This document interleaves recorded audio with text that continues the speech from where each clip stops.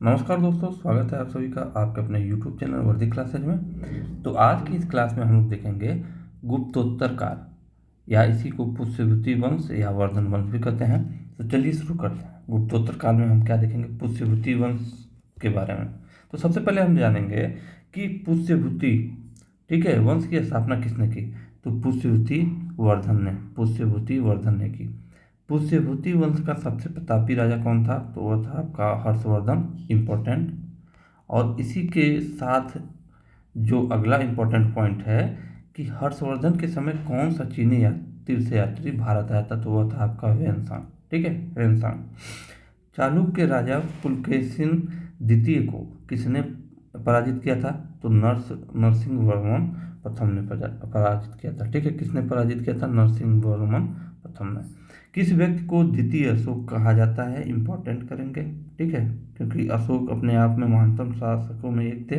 तो किस व्यक्ति को द्वितीय अशोक कहा जाता है? वो आपको कहा जाता है आपका हर्षवर्धन को।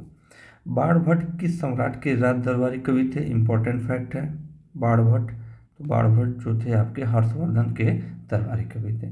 वेनसांग भारत में लगभग कितने साल रहा? वह लगभग 14 साल रहा। कुंभ मेला को प्रारंभ करने का श्रेय किसे दिया जाता है? तो वह दिया जाता है हर्षवर्धन को। नर्मदा नदी पर सम्राट हर्ष के दक्षिणवर्ती अग्रगमन को रोका किसने? पुलकेशिन द्वितीय ने, ठीक है।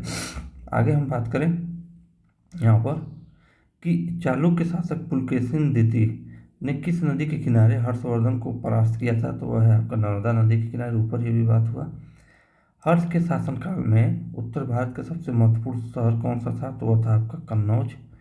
हर्ष की आत्मकथा किसने लिखी? इम्पोर्टेंट, ठीक है, इम्पोर्टेंट कहिए या मोस्ट इम्पोर्टेंट कहिए। हर्ष की आत्मकथा लिखी थी बाणभट्ट ने। हर्षवर्धन अपनी धार्मिक सभा कहाँ किया करता था? वह किया था प्रयाग में। वर्धन वंश की राजधानी थानेश्वर किस प्रदेश में स्थित है? वह है आपकी हरियाणा में। हर्षवर्धन ने 606 ईस्वी में हर्ष संवत की स्थापना किस उपलक्ष्य में की थी? अपने राज्यारोहण के उपलक्ष्य में। वेनसांग की भारत यात्रा के समय सूती कपड़ों के उत्पादन के लिए सबसे प्रसिद्ध नगर था। तो सबसे प्रसिद्ध नगर उस समय कौन सा था सूती वस्त्रों के उत्पादन के लिए? तो वह था आपका मथुरा। कवि बाणभट्ट निवासी थे कहाँ के? थानेश्वर के। नागानंद का रचनाकार कौन था? हर्षवर्धन, ठीक है, इंपॉर्टेंट करेंगे। अगर हर्षवर्धन की रचना के बारे में पूछ दिया जाए तो कौन सा है आपका? नागानंद। आगे हम बात करें, सम्राट हर्षवर्धन ने 2 महान धार्मिक सम्मेलनों का आयोजन किया था कहाँ पर? एक कन्नौज में, दूसरा प्रयाग में। नागानंद रत्नावली एवं प्रियदर्शिका नाटकों के नाटककार थे हर्षवर्धन, ठीक है। नागानंद, रत्नावली एवं प्रियदर्शिका 3 नाटक के रचनाकार थे कौन? हर्षवर्धन ने इन 3 नाटकों की रचना की थी, ध्यान रखिएगा। गुर्जरों को किस शासक ने पराजित किया था? तो हर्षवर्धन ने किया था, ठीक है। आगे हम देखेंगे यहाँ पे, आज भी भारत में वेनसांग को याद करने का मुख्य कारण क्या है? तो उनकी एक रचना है सी यू की, ठीक है, जिसके कारण उनको आज भी याद किया जाता है वेनसांग को। वेनसांग ने किसे शिलादित्य कहा था?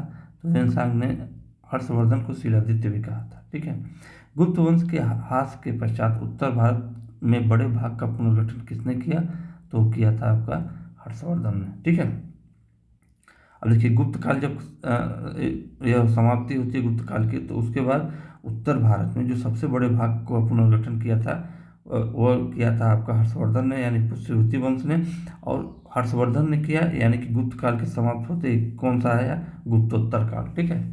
बंगाल का, ठीक है, बंगाल का शासक, ठीक है, हर्ष का समकालीन था, यानी बंगाल का कौन सा शासक जो था हर्ष के समकालीन था? तो वह था आपका शशांक, ठीक है। यह शशांक, इसी ने ही बौद्ध वृक्ष को कटवा दिया था। चलिए आगे बात करें, वह अंतिम बौद्ध राजा कौन था जो संस्कृत का महान विद्वान और लेखक था? तो हर्षवर्धन, ठीक है, इस चीज़ को ध्यान रखें। हर्षवर्धन बहुत ही प्रतापी राजा था। हर्षचरित किसके द्वारा लिखी गई थी? तो बाणभट्ट के द्वारा लिखी गई थी। एक चालुक्य अभिलेख के तिथि अंकन में शक संवत का वर्ष जो है 556 दिया हुआ है। इसका तुल्य वर्ष कौन सा है? 634 ईस्वी। शक संवत का प्रचलन कुषाण वंशी शासक कनिष्क ने 78 ईस्वी में किया था।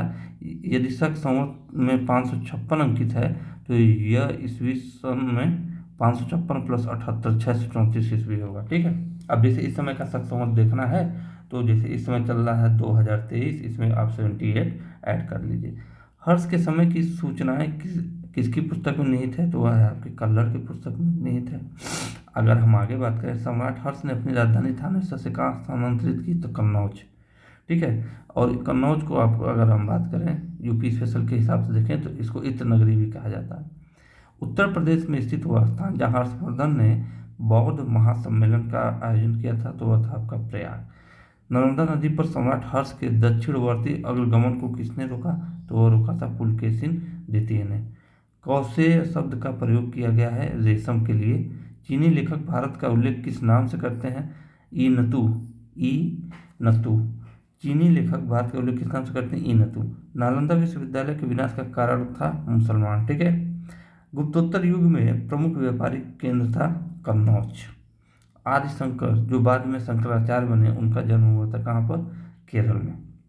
आदि शंकर जो बाद में शंकराचार्य बने, उनका जन्म हुआ था केरल में। और आदि शंकराचार्य द्वारा स्थापित 4 मठ कहाँ स्थित हैं, इंपॉर्टेंट कर लीजिएगा, अक्सर इनको पूछ लेता है। ठीक है, पीसीएस जैसे एग्जामों में। कौन सा है, जोशीमठ, द्वारका, पुरी तथा श्रृंगेरी में। कहाँ कहाँ है, एक है आपको जोशीमठ में, एक है द्वारका में, एक है पुरी में और एक है श्रृंगेरी में। यह इनके 4 मठ है। तो आज का सेशन यही समाप्त होता है, फिर मिलेंगे अगली वीडियो में। तब तक के लिए जय हिंद, जय भारत।